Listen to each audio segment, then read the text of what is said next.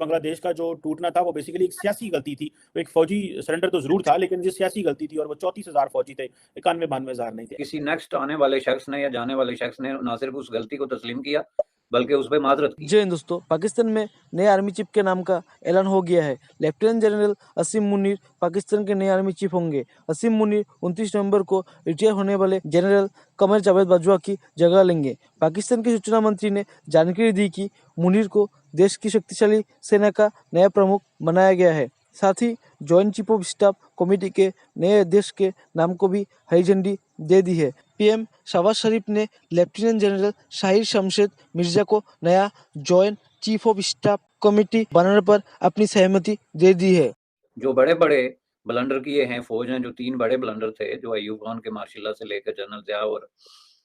जो है वो जनरल मुशर्रफ तक का, और मैं इनको बड़े ब्लंडर इसलिए कहता हूँ कि ये 3 ऐसे वाकयात थे जिसमें कॉन्स्टिट्यूशन ऑफ पाकिस्तान को ओपनली अटैक करके, वायलेट करके तो कॉर्नर किया गया। तो इससे बड़ा जुर्म कोई भी पॉलिटिकल दुनिया में और कोई होता नहीं जो किया। तो उसके बाद भी खुद उन्होंने अगर रियलाइज ना किया हो तो उनके बाद आने वालों ने इस बात को बहरहाल तस्लीम किया किसी न किसी शक्ल में कि ये बहुत बड़ी गलती थी और इस तरह की गलती नहीं होनी चाहिए।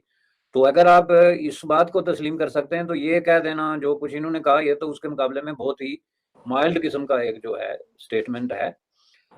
मैं इसको इस नज़र से देखता हूँ। रहा सवाल बांग्लादेश का, तो जाहिर है बांग्लादेश पे इस बात पे किसी को कोई इख्तलाफ नहीं है कि उसकी एक रीज़न पॉलिटिकल थी, लेकिन उस वक्त पॉलिटिक्स को हैंडल कौन कर रहा था? जो सूरत हाल जो है बांग्लादेश में बनी है जाके 1971 में जब बांग्लादेश आज़ाद हुआ, तो उससे पहले के जो 3-4 साल हैं, उन 3-4 सालों के अंदर जो कुछ पाकिस्तान में होता रहा,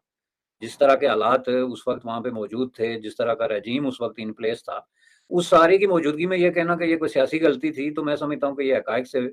जो है वो मुंह चुराने के मुतरादिफ है। चूंकि उस वक्त जो है वो मुकम्मल control up to the election जो है वो जाहिर है कि मिलिटरी रजीम के हाथ में था। उसमें सिविलियन का कोई रोल तो था नहीं। 1958 से लेके 59 60 से लेके 70 तक का ये सारा अरसा जो है, इसमें आप देखें तो इसमें तो किसी तरह की गुंजाइश ही बाकी नहीं बचती कि आप किसी तरीके से इसको पॉलिटिकल गलती करार दें। आल्दो के ये पॉलिटिकल प्रोसेस में ये हुआ जिसको मिलिटरी हैंडल और ऑपरेट कर रही थी, ये कोई पॉलिटिशियंस के हाथ में नहीं था। तो इसको अगर आप पीछे जाके देखें, हम सब इसको इस पे इत्फाक करते हैं कि जो कुछ बांग्लादेश में हुआ था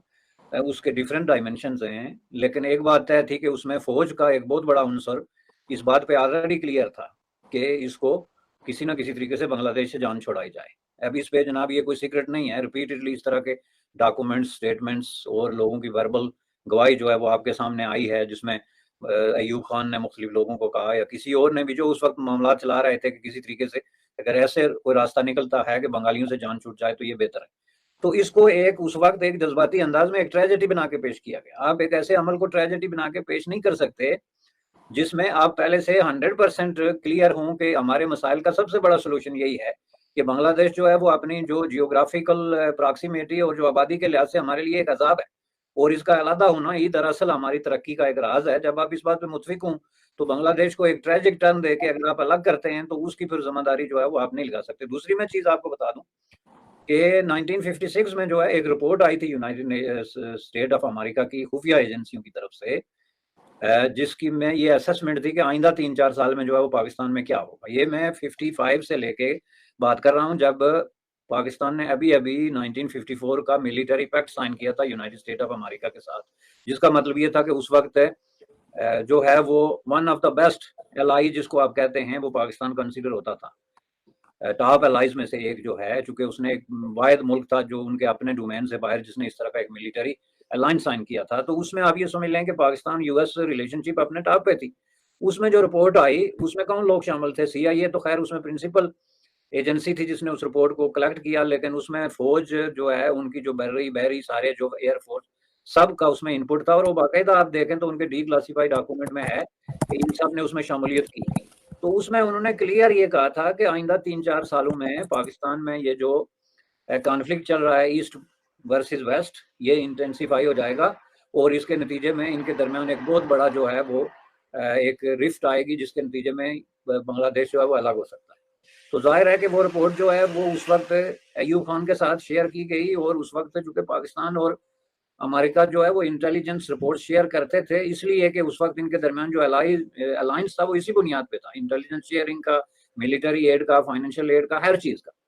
तो इस हिसाब से अगर ये देखें तो ये कोई अचानक कोई हादसा नहीं हो गया था बांग्लादेश का, कि जिसकी वजह से हम पॉलिटिशियंस को एक तरीके से जो है वो जिम्मेदार करार दे के तो डिसमिस कर दें और अपने जो है वो जिम्मेदारी से वो करें। तो इसलिए मैं समझता हूँ कि इस बात पे जो है उन्होंने जो किया। तीसरा जो उन्होंने कहा जी कि जो इंडियन मिलिट्री इन्वॉल्व होती है ह्यूमन राइट्स में, तो हमारे खिलाफ ज्यादा शोर पड़ा। ये बिल्कुल ये बात हकीकत के खिलाफ है। अगर आप 90s से लेके तो Indian newspaper as well as international जो अंग्रेजी न्यूज़पेपर हैं, जिसमें वाशिंगटन पोस्ट और जो है न्यूयॉर्क टाइम्स से लेके टाइम्स ऑफ इंडिया और हिंदुस्तान टाइम्स, ये 4 अखबार मैं आपको पूरे दावे से कहता हूँ कि 89 से लेके तो 90 की पूरी दहाई के आप निकाल के देखें तो सबसे ज्यादा खबरें जो आपको मिलेंगी ह्यूमन राइट्स वायलेशन के हवाले से, वो कश्मीर के हवाले से इंडियन मिलिट्री जो ऑपरेशंस या रेड्स या जो भी उनकी वहां पे हरकत और सकनात थी उसकी बुनियाद पे। वो ना सिर्फ ये कि इंटरनेशनली, मैंने खुद इंडियन न्यूज़पेपर्स की भी आपको बात बताई है, जिसमें हिंदुस्तान टाइम्स और टाइम्स ऑफ इंडिया के अलावा आप कश्मीर टाइम्स एक बहुत बड़ा पेपर होता था, अब थोड़ा कम हो गया, उसके भी फाइलें निकाल के देखें। तो ये बात बिल्कुल कंपैरिजन नहीं है। उसके मुकाबले में पाकिस्तान मिलिट्री की हवाले से जो उसकी ह्यूमन राइट्स वायलेशन में इन्वॉल्वमेंट है, जिसको खुद पाकिस्तान के जुडिशरी ने, पाकिस्तान ह्यूमन राइट्स कमीशन ने, पाकिस्तान के मीडिया ने और खुद मिलिट्री बासिस ने भी तस्लीम किया है, स्पेसिफिकली जो बलूचिस्तान के हवाले से या पख्तूनख्वा के हवाले से हुई हैं। लेकिन उसके बारे में कितनी रिपोर्टें आई हैं इंटरनेशनल न्यूज़पेपर्स में, वाशिंगटन पोस्ट में या न्यूयॉर्क टाइम्स